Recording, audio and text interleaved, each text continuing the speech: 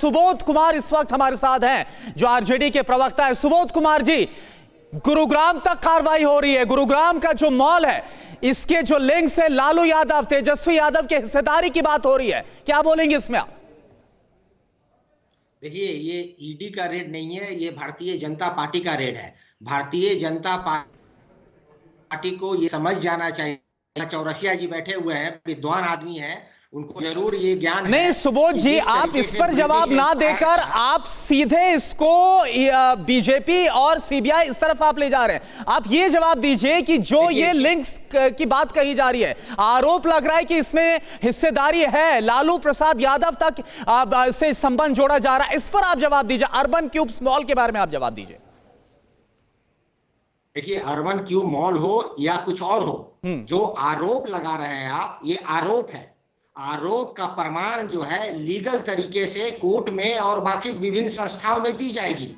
यहाँ पे डिबेट हो रहा है कि किस तरीके से भारतीय जनता पार्टी संस्थाओं को दुरुपयोग कर कर ऑपोजिशन पार्टी पे लगभग हर एक दिन पिछले 8 सालों में ये रेड करते हैं। और जहां तक बात रही वेस्ट बंगाल, झारखंड और बिहार की, तो मैं आपको बता दूं, चौरसिया जी यहाँ बैठे हुए हैं, कि जिस तरीके से ब्रिटिश एम्पायर में जिसका सूरज कभी अस्त नहीं होता था, वो तो कभी बिहार में परमानेंट राज नहीं कर पाए। ठीक है, तो आपके मुताबिक बीजेपी रेड कर रही है, सीबीआई रेड नहीं कर रही है। रामेश्वर चौरसिया जी, एक बड़ा सवाल ये है कि ये जो रेड होती है बार बार, तब जबकि सत्ता से बाहर हो जाते हैं आप, तब जबकि आपके सहयोगी अलग हो जाते हैं, तो उसी राज्य में ऐसा लगता है कि रेड होनी शुरू हो जाती है। ये जो बार बार संयोग होता है, इसको लेकर के आपको नहीं लगता कि भ्रष्टाचार के खिलाफ जो लड़ाई आप ही लड़ने का दावा करते हैं, उसे कमजोर करता है इस तरह से, जब सही समय पर जब आप दुश्मन को या आपका जो ऑपोजिशन है उसको आप दबा सकते हैं, तब अगर उसका इस्तेमाल करते हैं? प्रयोग है। रामेश्वर चौरसिया जी, आवाज मिल रही है आपको? बीजेपी जो भ्रष्टाचार के खिलाफ लड़ने का दावा करती है, वही कमजोर होता है जब इस तरह से सीबीआई रेड करती है, जो कि ऐसे दिन पर होता है जब उसका विपक्ष फायदा उठा सकता है, जिन पर आप आरोप लगा रहे हैं।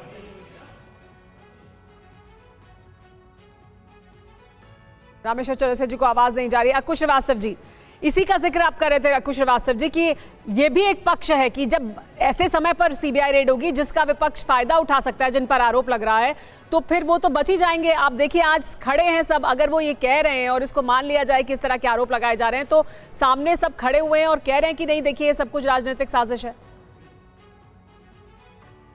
देखिए, वो आज हो या कल हो या परसों हो, ये कुछ बयान सत्तारूढ़ दल की तरफ से, जो पहले सत्ता में था उसकी तरफ से, और जो अब विपक्ष में उसकी तरफ से, सब लगभग एक ही होते हैं, एक तरीके से होते हैं। अगर आप विपक्ष में हैं तो आप जिसके खिलाफ होता है तो वो कहता है कि नहीं साहब राजनीतिक षड्यंत्र है, और जिसके खिलाफ नहीं होता है तो वो कहता है साहब आप पाक साफ हैं, तो आप सामने आ जाइए। लेकिन उस पूरी प्रक्रिया से कोई नहीं गुजरना चाहता, ना पाक साफ होने की प्रक्रिया से कोई गुजरना चाहता है, और ना ही वो षड्यंत्र के कहाँ हुए उससे गुजरना चाहता है।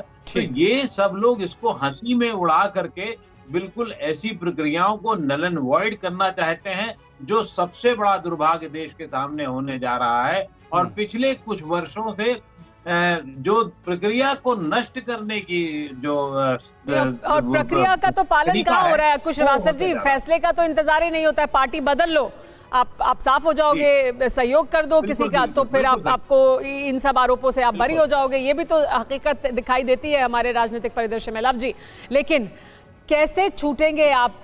नीतीश कुमार सुशासन बाबू का जो टैग है वो लेकर घूमते हैं, उनके कार्यकाल के दौरान मामले दर्ज भी हुए हैं, आगे भी बढ़े हैं। पहले वो इसी तरह के आरोपों पर अलग हो गए थे, अब क्या उसी तरह के आरोपों के साथ साथ में रहेंगे, सत्ता में रहेंगे? तो क्या जवाब देंगे?